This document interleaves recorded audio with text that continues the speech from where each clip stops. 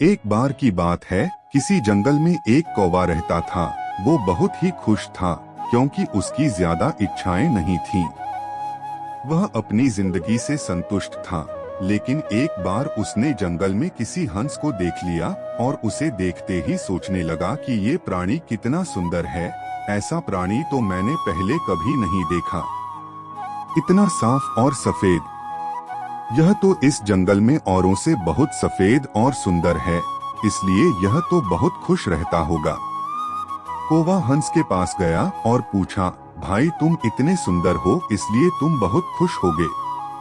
इस पर हंस ने जवाब दिया, हाँ मैं पहले बहुत खुश रहता था जब तक मैंने तोते को नहीं देखा था। उसे देखने के बाद से लगता है कि तोता धरती का सबसे सुंदर प्राणी है। हम दोनों के शरीर का तो एक ही रंग है, लेकिन तोते के शरीर पर दो दो रंग है।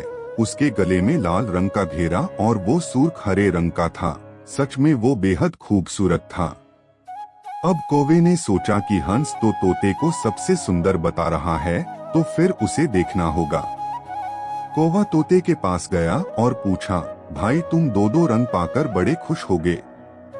इस पर तोते ने कहा, हाँ मैं तब तक खुश था जब तक मैंने मोर को नहीं देखा था।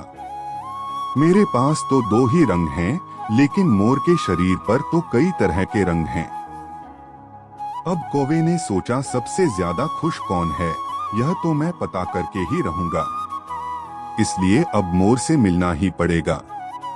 कौवे ने मोर को जंगल में ढूंढा, लेकिन उसे पूरे जंगल में एक भी मोर नहीं मिला और मोर को ढूंढते ढूंढते वह चिड़ियाघर में पहुंच गया तो देखा मोर को देखने बहुत से लोग आए हुए हैं और उसके आसपास अच्छी खासी भीड़ है। सब लोगों के जाने के बाद कौवे ने मोर से पूछा, भाई तुम दुनिया के सबसे सुंदर जीव हो और रंग बिरंगे हो, तुम्हारे साथ लोग फोटो खिंचवा रहे थे। तुम्हें तो बहुत अच्छा लगता होगा और तुम तो दुनिया के सबसे खुश जीव होगे। इस पर मोर ने दुखी होते हुए कहा, भाई अगर सुंदर हूं तो भी क्या फर्क पड़ता है।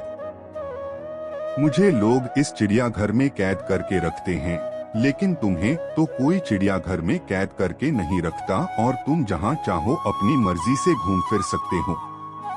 इसलिए दुनिया के सबसे संतुष्ट और खुश जीव तो तुम्हें होना चाहिए, क्योंकि तुम आजाद रहते हो।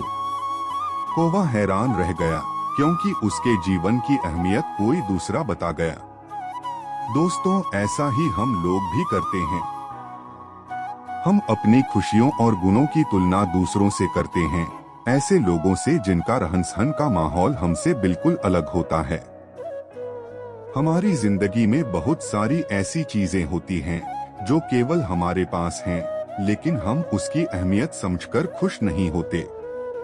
लेकिन दूसरों की छोटी खुशी भी हमें बड़ी लगती है, जबकि हम अपनी बड़ी खुशियों को इग्नोर कर देते हैं।